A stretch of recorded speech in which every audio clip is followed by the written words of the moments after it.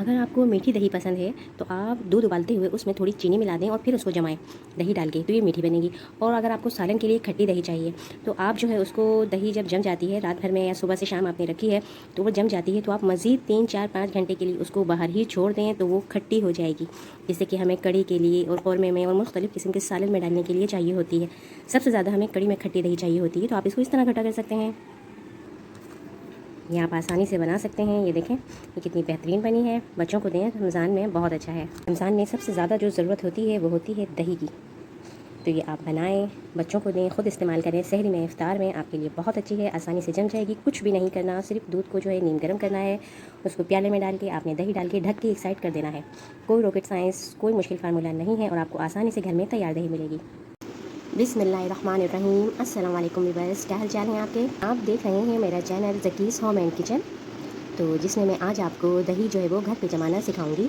तो आप, इससे पहले मैं आपसे कहना चाहूँगी कि अगर आपने मेरे चैनल को सब्सक्राइब नहीं किया है तो प्लीज़ सब्सक्राइब कर लें, और अगर मेरी वीडियो पसंद आती है लाइक कमेंट करें, शेयर करें, मुझे सपोर्ट करें प्लीज़।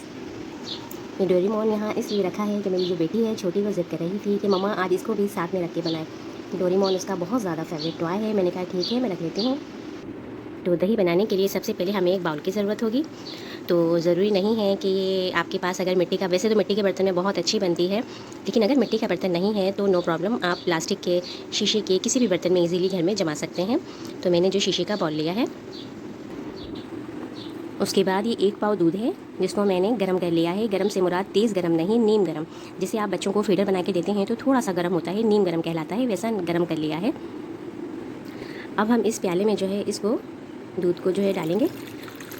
आपने थोड़ा सा ऊंचा करके इस तरह से गिराना है कि थोड़ा झाग बने, तो ये जो झाग होगा यही इसकी एक्चुअली बलाई भी आएगी दही की।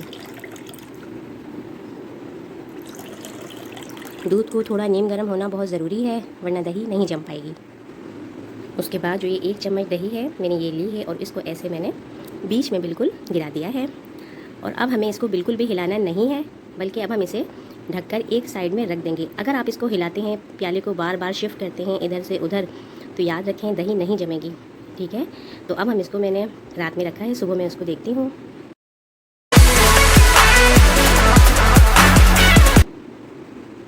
जी हाँ, तो देखें सुबह जो है हमने इसको चेक किया है, अब ये बिल्कुल आप देखें थिक है, जिससे कस्टर्ड जो है आपका वो जम के रेडी हो जाता है। इस तरह से ये जम गई है।